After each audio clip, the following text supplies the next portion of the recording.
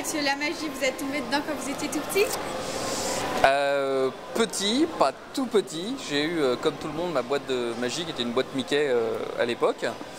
Mais contrairement aux magiciens, moi ça m'a pas branché tant que ça, la boîte Mickey. J'ai fait des petits tours, mais je suis passé à autre chose.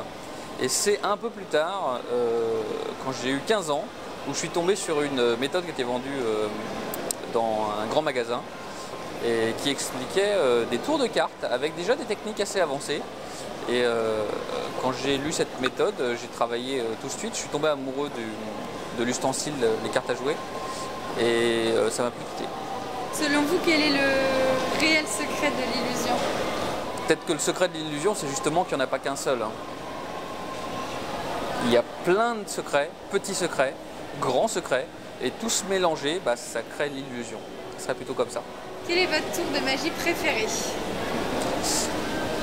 Alors, mon tour de magie préféré, c'est un peu compliqué parce que moi j'invente les tours de magie que je fais. Du coup, c'est un peu comme les réalisateurs qui font des films ou les peintres qui font des dessins ou les chanteurs qui chantent des chansons. C'est un peu le dernier, c'est-à-dire que le dernier que j'invente, 9 fois sur 10, c'est mon préféré. Donc, en l'occurrence, le dernier que j'ai inventé, c'était la semaine dernière. C'est un tour où je monte 4 cartes différentes sur le dessus du jeu, une par une. Et puis je les monte 4 fois de suite et au fur et à mesure, elles se transforment une par une en 4 races.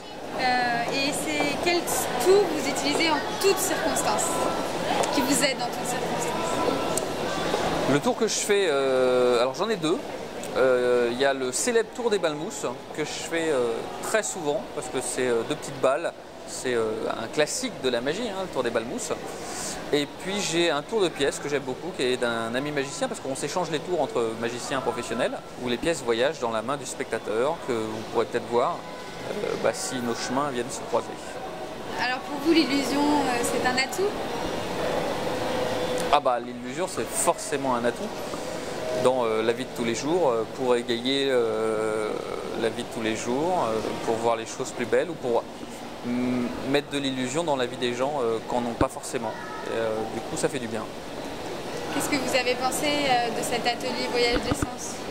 Moi, j'ai trouvé ça très bien. Les gens étaient apparemment très contents. C'était très sympa. Moi, je me suis beaucoup amusé. Je suis impatient de renouveler l'expérience avec d'autres participants. Voilà. Alors, vous viendrez éveiller nos sens à Cap 3000? J'aimerais bien revenir éveiller les sens à Cap 3000, tout à fait.